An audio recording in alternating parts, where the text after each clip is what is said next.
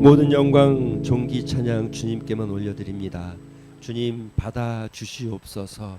우리의 입술의 찬양 입술로만 하는 것이 아니라 우리의 영혼과 마음을 다하여 주님께만 향하게 하여 주시옵소서. 주여 우리의 삶을 붙잡아 주시옵소서. 하나님의 세계에 연결되어 있기를 소망합니다. 그 거룩한 나라에 속해 있기를 소망합니다. 비록 이 땅에 있지만 하나님께 속한 자 되게 하시고, 비록 이 땅에 발을 딛고 살아가지만 하나님 나라를 품은 자 되게 하여 주시옵소서. 오늘도 우리 예배 가운데 좌정하여 주시옵시고 심령마다 임재하셔서 하나님의 크심이 드러나는 은혜가 있게 하여 주시기를 원하며 우리 구주 예수 그리스도의 이름으로 기도합니다. 아멘. 하나님의 말씀 보겠습니다. 하나님의 말씀, 마태복음 1장 18절부터 교독합니다. 예수 그리스도의 나심은 이러하니라. 그의 어머니 마리아가 요셉과 약혼하고 동거하기 전에 성령으로 잉태된 것이 나타났더니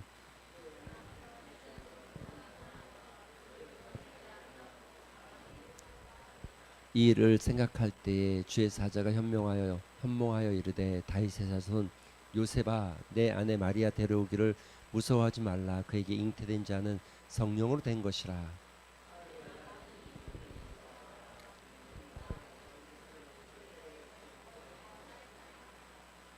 이 모든 일이 된 것은 주께서 선지자로 하신 말씀을 이루려 하심이니, 이르시되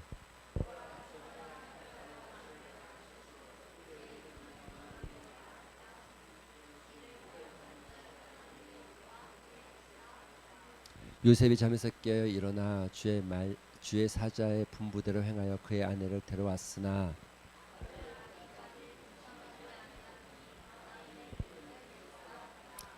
아멘. 할렐루야. 할렐루야.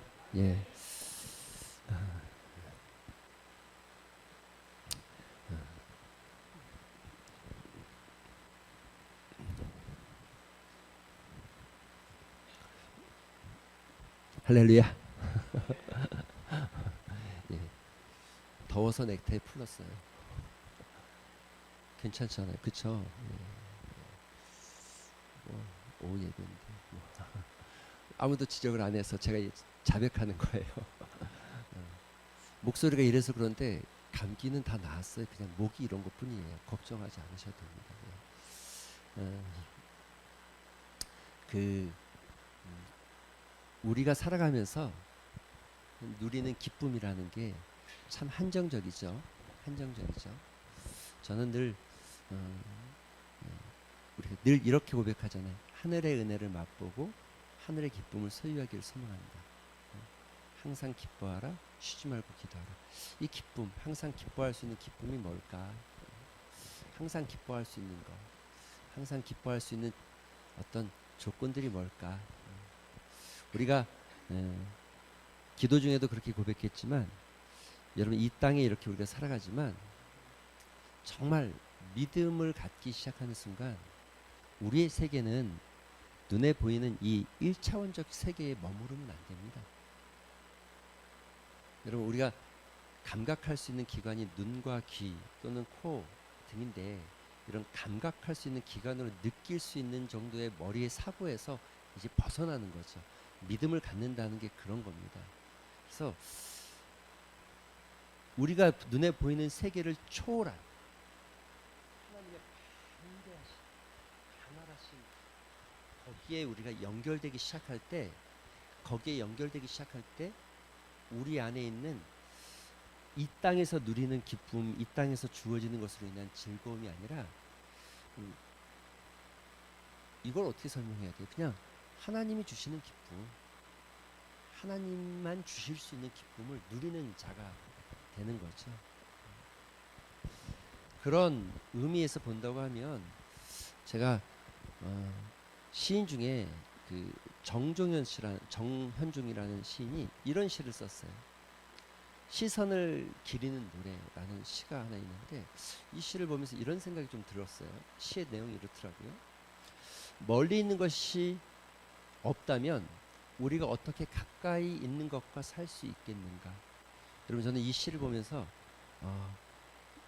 이분이 어떤 마음을 썼는지는 잘 모르겠지만, 저는 이 시를 읽으면서 지금 우리 안에 이 어려운 이 고난의 현실이나 어떤 고됨의 하루들이 이분은 좀 멀리 있는 것을 바라보고 있다는 거죠. 어떤 멀리 있는 것. 그것이 없다면 우리가 어떻게 가까이에 있는 이것들과 살 수 있는가, 이렇게 지금 노래하고 있는 겁니다.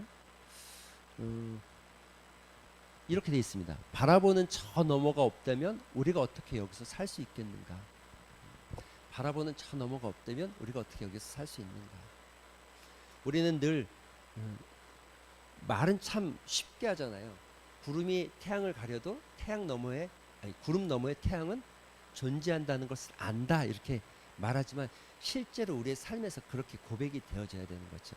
여러분, 우리가 고된 하루, 지쳐 있는 하루, 뭐 사람마다 다 삶의 그 모양은 다른 것 같지만 우리 삶에 펼쳐져 있는 그 너머에 있는 하나님의 은혜, 그 너머에 있는 것, 바라보는 저 너머가 없다면 어떻게 우리가 현재 여기를 살아갈 수 있겠는가, 이런 고백인데, 저분이 어떤 분인지는 잘 모르겠어요. 그냥 읽다 보니까 나와 있는 시여서 읽게 되었는데, 제가 생각할 때는 신앙이 좀 있지 않을까, 이런 생각을 개인적으로 좀 해봅니다. 이렇게 돼 있어요. 예, 여기 있으면서 항상 다른 데에도 있을 수 있다는 시선이요. 내가 여기 존재하지만 내 시선이 머무는 곳이 어디냐는 거죠. 내가 여기 있지만 내 시선이 머무는 곳이 저. 우리는 여기를 살아가고 있지만 우리의 시선은 어디에 있습니까? 하나님의 비전, 하나님의 약속, 하나님의 언약, 하나님의 말씀, 하나님의 세계. 1차원적인 이 땅에서 살아가는 삶으로 우리의 인생을 전부라고 판단하는 사람들이 살아가는 삶의 방식하고, 이 1차원적인 세계, 여러분이 밟고 서 있는 이 땅 너머에 이 하나님의 나라가 존재하고, 우리 내면에 있는 영적인 영혼, 내재성, 영적인 이 영혼이 하나님과 연결되어졌다는 것을 느끼기 시작하면서 살아가는 삶하고는 삶의 모양과 태도와 방법이 다 다를 수밖에 없죠. 바라보는 저 너머가 없다면 우리가 움직이지 않지만 항상 떠날 수 있게 하는 시선. 움직이지 않는다는 건 지금 우리 상황의 변화가 별로 없는 것 같지만 멀리 바라보고 있는 그 시선이 없다면 우리가 어떻게 살아갈 수 있는가. 믿음도 이와 같다고 저는 생각합니다. 믿음의 삶은 그래서 늘 여러분, 바라는 것들의 실상이요 보지 못하는 것에 대한 증거라고 말하고 있죠. 증거. 근데 이건 무턱대고 종교적인 어떤 종교심에 의한 이야기가 아닙니다. 보이지 않는 것에 대한 증거라는 것은 우리가 막연하게 어떤 축복을 구하거나 막연한 어떤 종교심을 이야기하는 게 절대 아닙니다. 이거는 하나님의 약속의 말씀에 대한 확신을 이야기하는 겁니다. 바라는 것들의 실상, 보지 못하는 것에 대한 증거는 하나님의 약속의 말씀이 현재에 이루어지지 않았으나 그것이 이루어질 것에 대한 확신을 이야기하는 거예요. 확신. 그래서 여러분, 우리는 말씀을 들을 때 말씀 앞에 우리의 인생을 이렇게 무릎 꿇린다. 이걸 종교 개혁자들은 코람데오라고 했어요. 하나님 존전 앞에 있다. 근데 그 하나님 존전, 하나님, 그 거대한 하나님이 우리 앞에 계신다는 건데, 그 계신다는 게 그 하나님의 실존하는 모습이 아니라 말씀 앞에 우리가 산다. 말씀 앞에 살아간다. 청년이 무엇으로 그 행실을 깨끗게 하리요? 오직 주의 말씀. 우리가 하나님을 경외한다는 것은 말씀을 경외하는 거죠. 그래서 우리가 그 말씀이 우리 안에 들려지기 시작할 때, 말씀이 우리에게 들려지기 시작할 때 그 말씀 앞에 내 생각을 접고 포기하고 내 뜻을 꺾고 내려놓고 그 말씀 앞에 순종하면서 따라가는 것. 그런데 여기엔 약속이 있는 거예요. 뭐가요? 믿음은 바라는 것들의 실상이요 보지 못하는 것들의 약속, 증거. 그러니까 지금 내가 무엇인가를 포기하고 손해보는 것 같은 것이 아니라 이 말씀 안에서 이루어질 하나님의 역사와 거기서 주어질 하나님의 은혜와 그것을 통해서 나에게 있을 기쁨. 지난 시간에 저는 이것을 우리 삶에서 누리는 영적인 기쁨, 영적인 보람이라는 말씀을 좀 나눴습니다. 사실 정말 영적인 보람을 많이 느끼는 여러분이 되셨으면 좋겠습니다. 어차피 여러분 물질도 똑같습니다. 여러분 나한테 10,000원이 있는데 10,000원으로 어디에 쓰느냐에 따라서 쓰여지는 가치는 10,000원이지만 10,000원의 보람은 다르게 느껴지거든요. 10,000원의 보람은 다르게 느껴지잖아요. 그야말로 그냥 아이스크림 하나 사 먹고 흘려버린 10,000원과 정말 누군가를 위로하기 위해서 작은 선물을 준비한 10,000원과는 차이가 다르죠. 같은 10,000원이어도 가치가 다르죠. 가치가 다릅니다. 마찬가지로 우리의 인생도 여러분 우리 인생이 어떻게 살아가느냐는 우리가 선택해야 되겠지만 우리가 선택한 그 선택의 삶에 그저 사람들이 이 1차원적인 삶에서 누리는 기쁨을 쫓아가는 것이 아니라 하나님이 주시는 영적인 보람을 느끼는 것. 이런 느낌이, 이런 삶이, 이런 신앙이 자꾸 되어지는 거예요. 그래서 하나님께서 나한테 말씀하시기를 원하고 말씀이 내 귀에 들려지기를 원하고 하나님이 우리에게 말씀하지 않는 분이 아닙니다. 말씀하지 않아서 우리가 못 듣는 게 아닙니다. 여러분 우리가 대화를 하다 보면 늘 그렇지만 저도 성도들이랑 대화를 하고 친구들이랑 대화를 하고 또 청년들이랑 대화를 하고 사람들이랑 대화하지만 대화할 때 대화가 잘 안 되는 사람의 특징이 뭐냐면 자기 생각으로 꽁꽁. 저만 그런가요? 여러분 그런 생각 안 드십니까? 동일하죠. 자기 생각으로 꽁꽁. 그래서 어떤 얘기를 해도 자기 생각으로 꽁꽁 묶어져 있는 사람은 자기 생각 안에 갇히기가 굉장히 쉽죠. 근데 중요한 건 자기 생각에 갇히기 시작하면 타인의 말이 안 들린다는 거죠. 여러분 대화가 안 되는 거는 이 우리나라 국어 언어적 이해가 안 되는 게 아니라 그 말이 상대에게 들려지지 않기 시작하는 거예요. 안 들려지는 거죠. 안 들려지는 거죠. 하나님과도 동일합니다, 여러분. 하나님과도. 그래서 여러분 우리가 교만이 무서운 것이고 자기중심적인 것이 무서운 이유가 하나님이 여러분에게 말씀하지 않는 것이 아니고 또 하나님이 여러분 주변에서 일하시면서 여러분에게 무엇인가 말하지 않는 것이 아니라 하나님이 침묵해서 안 들리는 게 아니라 내가 내 생각으로 가득 채워져 있으면 하나님의 음성이 안 들리는 겁니다. 그래서 우리가 자꾸 내려놓고 비우고 내 생각을 지우는 연습을 수없이 하는 거죠. 내 계획을 세웠다가도 지우고 내 생각을 지우고 내 마음을 지우고 심지어 내가 경험한 과거의 사건들도 지워내야 됩니다. 시간이 흘러갈수록 잘 안 되는 게 그런 거거든요. 쌓여진 과거가 그 과거가 현실이 되어지는 경우가 많아요. 과거의 성공이 현실이 되어지면 그나마 나은데 과거의 실패가 현실의 실패를 이끌어내는 요소가 되어지기도 하거든요. 자꾸 비워내고 없애는 거. 여러분 오늘 본문에는요. 예수님을 조명하면서 참 비춰지지 않은 그야말로 조연급, 조연 중에서도 삼류 조연급뿐이 안 돼 보이는 사람 있죠. 요셉. 요셉은요. 예수님의 육신의 아버지였지만 성경에서 요셉을 많이 조명하지 않고 요셉의 설교를 많이 하지 않고 요셉에 대해서 말하는 사람이 많지 않죠. 그런데 여러분 그거 아십니까? 창세기가 끝날 때에 요셉이라는 사람으로 끝납니다. 그리고 출애굽이 시작할 때 요셉이라는 사람으로 시작합니다. 그러니까 창세기와 출애굽이라는 것을 연결하는 인물이 요셉인 거죠. 그런데 오늘 등장하는 성경은 참 절묘하고 아주 신묘막측하게 하나님이 기록하셨죠. 창세기와 출애굽기를 연결했던 요셉처럼 오늘 구약과 신약을 연결하는 예수님 메시아 이전과 메시아를 연결하는 사람으로 요셉을 등장시킵니다. 매우 중요한 인물이죠. 어떤 면에서. 그럼에도 불구하고 성경은 많은 기록을 남기지 않았고 많은 기록이 남겨져 있지 않기 때문에 사람들은 요셉에 대해서 조명하는 것을 그렇게 깊이 있게 바라보지 않지만 예수님을 묵상해 가고 예수님의 생애를 묵상해 가는 그 서두에 마리아와 함께 요셉은 반드시 살펴봐야 할 사람이죠. 여러분 우리 본문을 읽기 전에 고린도후서에 보면 이런 말씀이 있습니다. 우린 사방으로 죄어들어도 움츠려들지 않으며 답답한 일을 당하여도 낙심하지 않으며 박해를 당해도 버림받지 않으며 거꾸로 틀림을 당하지 않는다.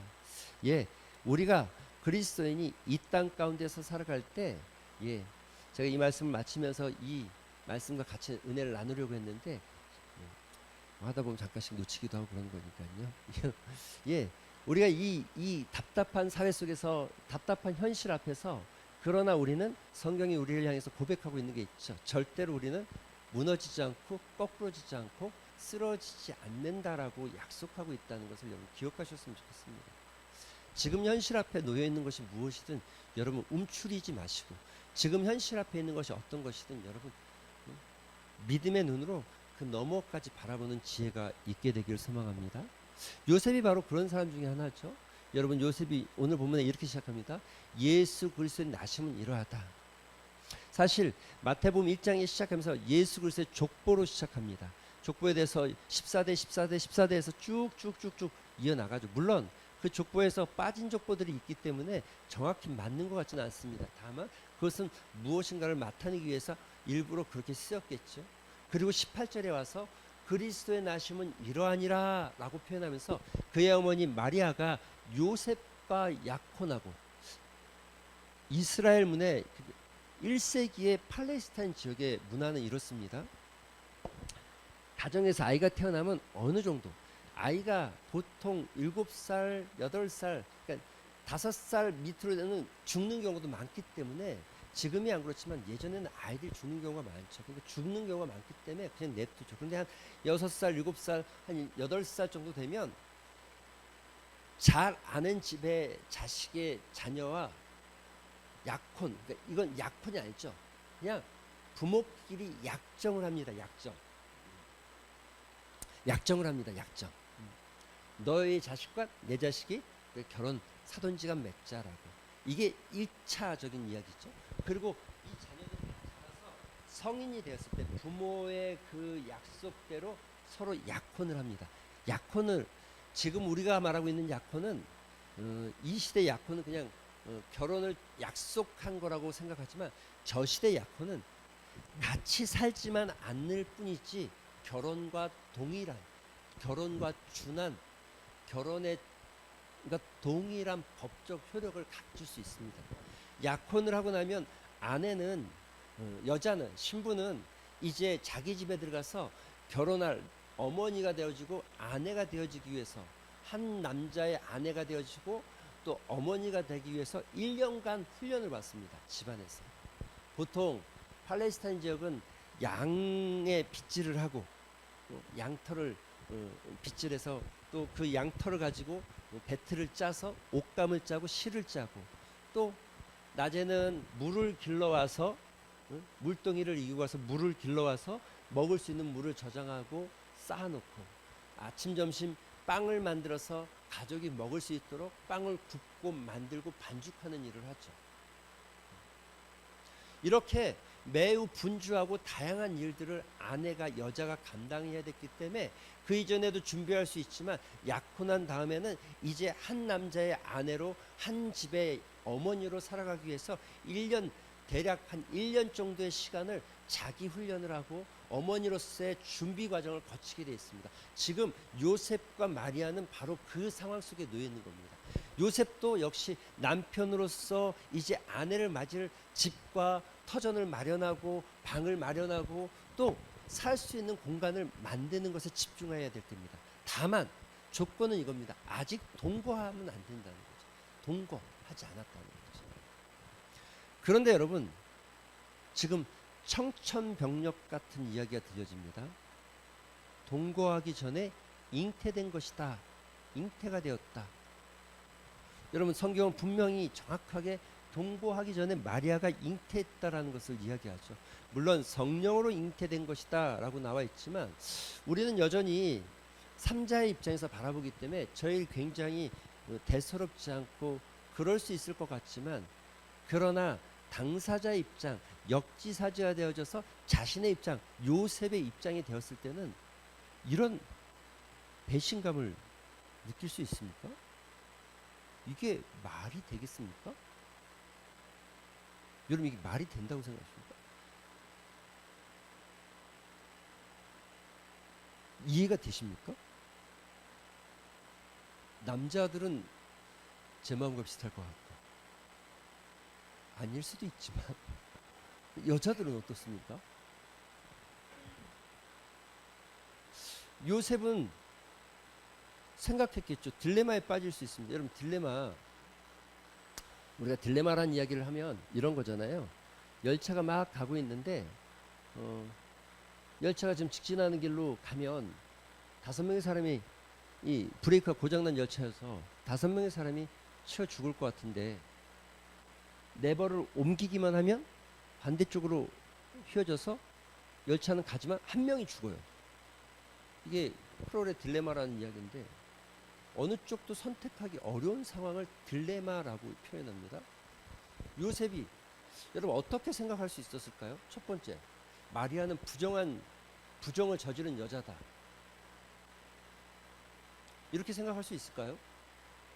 생각할 수 있겠죠. 그런데 여러분, 성경에 마리아가 당시에 결혼한 여자고 율법을 준수하는 여인이었고 유대인의 여인이었다면 약혼을 하고 부정을 저질렀다는 것은 쉽사리 받아들이기 어려운, 아마 요셉이 생각할 때 이건 아닐 것 같아, 이럴 것 같지만 아닐 것 같아, 그냥 여러분 이 시간 속에 그 지금 마리아에게 성령님께서 말씀해 주시고 성령님께서 마리아에게 말한 다음에 마리아가 엘리사벳의 집으로 가죠. 그리고 거기서 3개월을 있다 옵니다. 그러니까 지금 요셉이 생각하는 거죠. 나랑 약혼하고 비록 우리가 같이 살진 않지만 떨어져 있는데 저 여인이 3개월 동안 보이지 않았다. 어디 가서 부정한 짓을 했을 수 있다. 그런데 딜레마죠. 왜냐하면 마리아라는 여인은 그런 여인이 아니고 율법을 준수할 줄 아는 거고 또 하나님을 경외하는 여인인데 약혼을 하고 과연 그 여자가 그렇게 했을까? 아닐까? 또 하나, 마리아가 그럼 소위 말한 강간을 당했다. 여러분, 이것도 요셉이 생각해 볼 수 있겠죠. 그렇게 될 수도 있으니까. 그런데 이렇게 보기에도 마리아가 강간을 당했다고 한다면 무엇인가 자기 안에 특별한 어떤 이야기나 몸짓이나 말이 있어야 되는데 마리아는 일체 그와 같은 일을 하지 않는 것을 보았을 때 그냥 단순히 강간당했다고 보기 어렵죠. 그러면 우리가 이제 이렇게 생각하겠죠. 요셉이라면 마리아는 선택받았다. 그런데 여러분, 여기에도 지금 요셉의 입장의 현재 상황에서 여기에도 어떤 증거가 없어요. 선택받았다고 누가 어떻게 믿을 수 있어요? 그러니까 이건 하나님의 선택이야, 이건 하나님께서 선택하셔서 이렇게 하신 거야 라고 요셉이 어떻게 믿을 수 있냐는 거예요. 물론 꿈속의 현몽화에서 하나님이 나타나기 전까지, 여러분 이게 시간 순으로 보면 그렇습니다. 그런데 여러분, 이 요셉을 가리켜서 성경에서 뭐라고 그러냐면 19절 한번 읽어볼까요? 시작.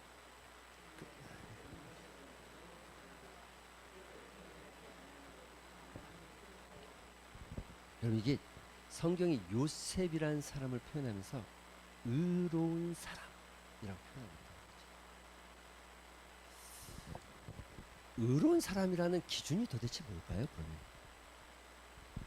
여러분, 이 사건에 지금 하나님께서, 성령께서 천사를 통해서 꿈속에 현몽하기 이전의 이야기를 하고 있는 겁니다. 그럼에도 불구하고 요셉은 의로운 사람이라고 성경이 기록하고 있죠. 그 첫 번째가 이겁니다. 여러분 잘 보세요. 드러내지 아니하려고 드러내지 않게 하기 위해서 뭘요? 뭘요? 뭐? 마리아의 임신을. 마리아의 임신을 드러내지 않게 하겠다는 건 뭐죠? 마리아의 부끄러움을 감춰 주겠다는 거죠. 여러분, 이게 그래서 모든 의로운 삶이라고 말할 때 의로운 삶의 기준은 이타적인 삶의 모양을 가지고 있어요. 자기 안에 얼마나 큰 분노가 지금 일어나고 있을 줄 여러분 상상이 되십니까? 이런 배신감이 있을 수 없고 치밀어 오르는 분노가 있겠죠. 그런데 요셉은 지금 자기의 입장이 아니라 마리아의 부끄러움을 감추어 주기 위해서, 드러내지 않게 하기 위해서 마음을 썼다는 거죠.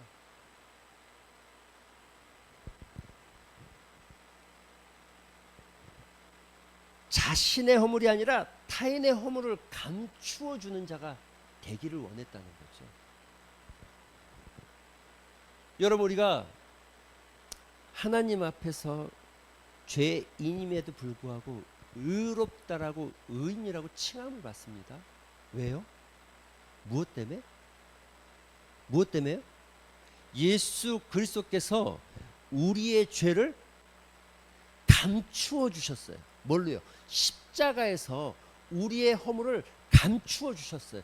그 십자가의 보혈로 우리의 죄를 감추어 주셨어요.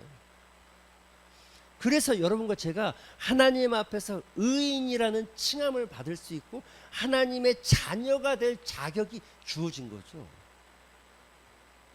모든 의로움의 끝에는 그래서 타인을 향한 이타적인 마음을 가지고 있다는 거죠. 가만히 끊고자, 가만히 조용. 그 여인의 부끄러움과 그 여인의 어떤 실수를 들은, 여러분 지금 요셉이 어떤 것을 알아서가 아니라 요셉의 입장에서 수많은 생각들을 했지만 답이 나오지 않고 결론이 나오지 않는 거예요. 이미 요셉은 딜레마에 빠질 수밖에 없는 상황이고, 요셉의 입장에 생각해 보세요. 그 끓어오르는 분노와 그 미움과 배신감은 이거보다 100배 작은 일에도 여러분, 우리가 뜬 눈으로 밤을 새우는 게 여러분과 저 아닙니까? 우리 아닙니까? 이거보다 별일 아닌 거여도 여러분, 친구의 작은 거짓말 앞에서도 우리가 밤새 고민하고 밤새 그 꼬리에 꼬리를 물고 그 꼬리가 꼬리를 물어서 나도 모르게 어느 순간 그 꼬리 안에 들어가고 생각 안에 들어가서 그 생각이라는 아주 큰 육덩어리에 빠져서 헤어나오지 못하면서 밤새 잠 못 자본 적 없는 것처럼 저를 보시면 안 돼요. 나는 그런 적이 없다, 이런 눈빛으로 보시면 안 돼요. 여러분, 저도 그런 적이 있거든요. 경험해 봤거든요. 그런데 다 깨고 나서 딱 일어나 보면 사실 별거 아니야. 그럴 수도 있지 뭐 라고 생각할 만한 일이야. 그런데도 불구하고 밤새 끙끙 앓은 적이 있거든요. 근데 여러분, 저거는 눈 뜨고 나서 그럴 수도 있네라고 말할 수 있을 만한 상황이 아니라는 거죠. 이미 약정했고 약혼했고 결혼을 앞두고 있는 남자가 있음에도 불구하고 임신을 했다는 거예요. 그 배신감과 그 배반, 정말 말할 수 없는 수치심, 모멸감. 그러나 자기 안에 있는 분노와 자기 안에 있는 배신감과 수치심과 모멸감이 중요한 게 아니라 타인의 부끄러움을 감추는 것이 더 먼저였다는 거죠. 여러분, 그리스도인의 삶이 뭡니까? 그리스도인으로 살아간다는 게 뭡니까? 우리가 그리스도인이 되어졌다. 그래서 우리가 그리스도인으로 살아가는 삶의 방법이 뭡니까? 오늘은 요만큼의 허물을, 내가 남의 허물을 덮어줄 수 있었다면 내일은 여러분 이만큼의 허물도 좀 덮어주는 자가 되셨으면 좋겠습니다. 1년쯤 지나면 이만큼의 허물을 덮을 수 있으면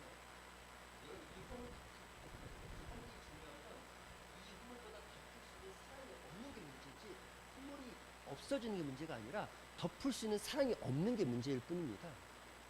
덮을 수 있는 사랑만 있다면, 덮을 수 있는 큰 마음만 있다면 문제가 되지 않죠.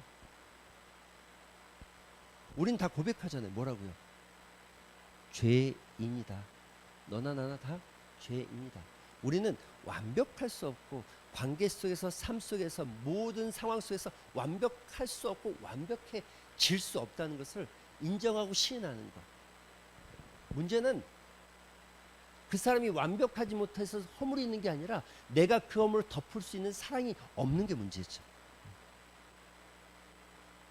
가만히 그를 드러내지 않냐고 가만히 끊고자 했다. 이 이야기가 바로 요셉의 의로움됨, 의로운 칭하는 이유와 조건이 되어지는 거죠. 이런 요셉이었기 때문에 하나님의 말씀 앞을, 말씀을 대하는 자세도 동일했습니다. 그 일 후에, 그 일을 생각할 때에 주의 사자가 현몽하여 이르되 다윗의 자손 요셉아, 내 아내 마리아 데려오기를 무서워하지 말라. 그에게 잉태된 자는 성령으로 된 것이라. 성령으로 이루어진 것이다.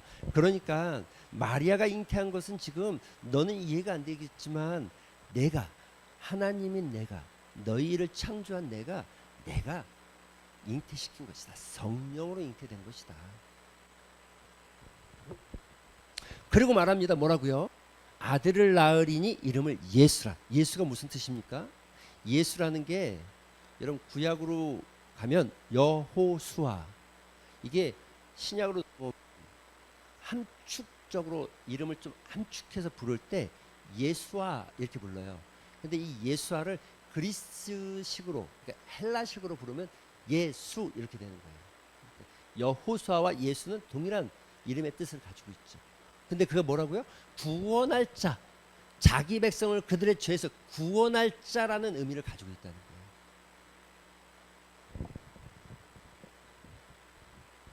말씀은 늘 우리 주변에 있고 하나님은 말씀하십니다.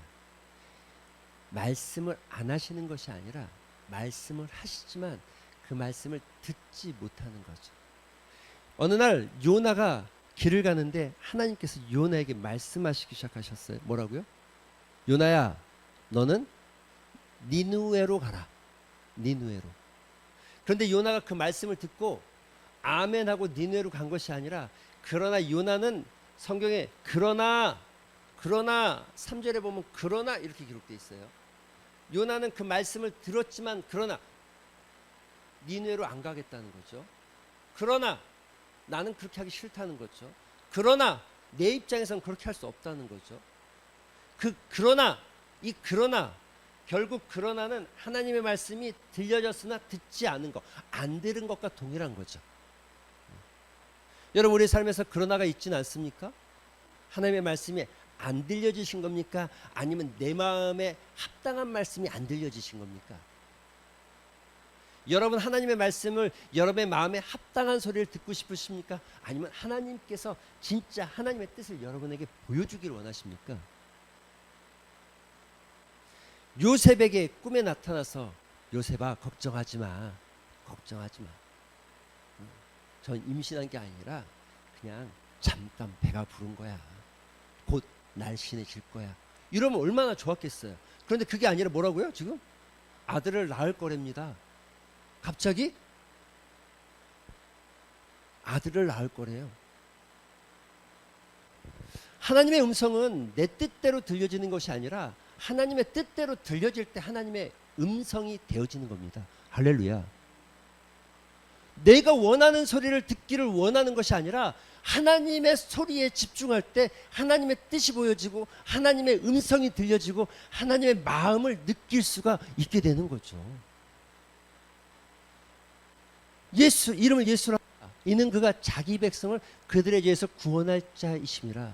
그런데 요셉이 오늘 여러분이 읽은 본문에 보면 24절에 여러분 같이 읽어볼까요? 시작.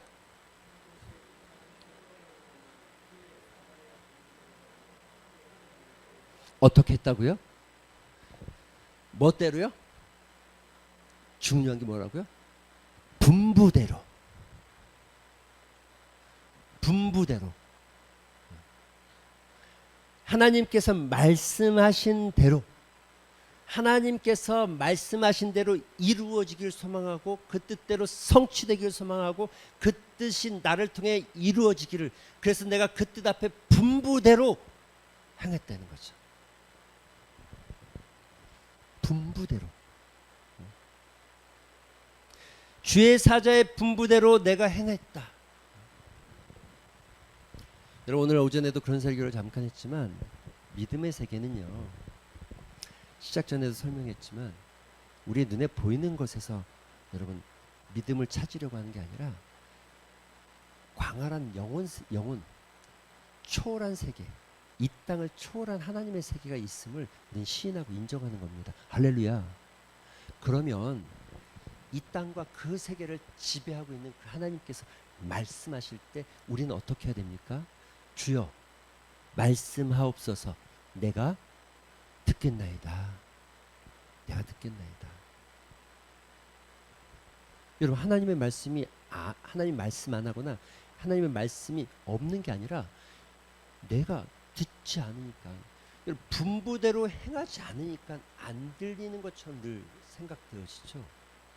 여러분, 주의 사자가 말하자 요셉은 그대로 했다는 거예요. 그래서 그의 아내를 가만히 내어두고 가만히 끊어내고 가만히 자기의 집으로 원래 살던 곳으로 돌려보내려고 했으나 요셉은 가만히 내어두지 않고 자기 집으로 데려오기를 주저하지 않았어요. 자기 집으로 데려온다는 건 뭡니까? 그 아내가 임신했다는 것에 대해서 받아들이고 사람들이 그것에 대해서 이야기할 때 그대로 수용하겠다라는 마음의 뜻을 가지고 있는 거죠. 데려오기를 망설이지 않았다는 거죠. 이게 성경이 예수 그리스도가 태어나실 때 성경이 그 육신의 아버지 요셉을 선택한 이유가 여기에 있는 거죠. 그는 의로운 자였습니다. 그는 하나님의 말씀에 순종하는 자였습니다. 우리도 마찬가지죠. 하나님이 지금도 우리 주변에서 일하시고 우리를 하나님의 사역과 하나님의 일하심으로 늘 초대하지만 우리는 그 초대에서 그 하나님의 초대하심 앞에 요셉처럼 가만히 따라서 분부대로 행하는 자가 아니라 늘 자기의 입장과 자기의 상황을 살피죠. 그래서 우리는 마치 하나님이 우리에게 말씀 안 한 것 같고 하나님이 우리에게 하나님의 역사와 기적을 보여주지 않는 것 같고 우리는 믿음을 하나님께서 역동적으로 일하시고 자기의 삶에 초대해서 우리의 삶이 그의 삶과 동일하게 같이 마치 수레바퀴 양쪽처럼 굴러가기를 원하시는 그 하나님의 마음이 우리는 어느 순간 믿음이 율법처럼 정제되어 있고 정지되어 있고 그래서 굳어버리고 딱딱해지고 어떤 형식과 어떤 규칙과 율법에 자꾸 갖추려고 하는 거죠. 근데 여러분, 하나님 그렇지 않으세요? 하나님의 일하심을 경험하고 맛보아야 진짜 신앙이 재밌거든요. 믿음이 재밌거든요. 그런 기대감을 가지고 가셔야 되거든요. 뭘 할 때 어떤 기대감을 가지고 가셔야 됩니까? 우리가 어디를 가게 되면 뭘 하게 되면 오늘 하나님께서 어떤 은혜들을 우리에게 채워주실까를 꿈꾸고 기대하는 거죠. 그래서 부르신 이유가 있다면 왜 부르셨을까를 상상해야 되고 하나님께서 나를 통해서 무엇을 이루시기를 원하.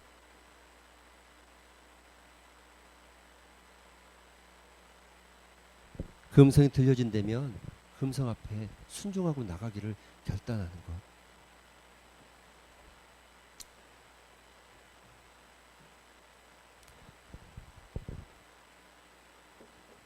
그런 고백이 있을 때 우리가 하나님 살아계심을 경험할 수.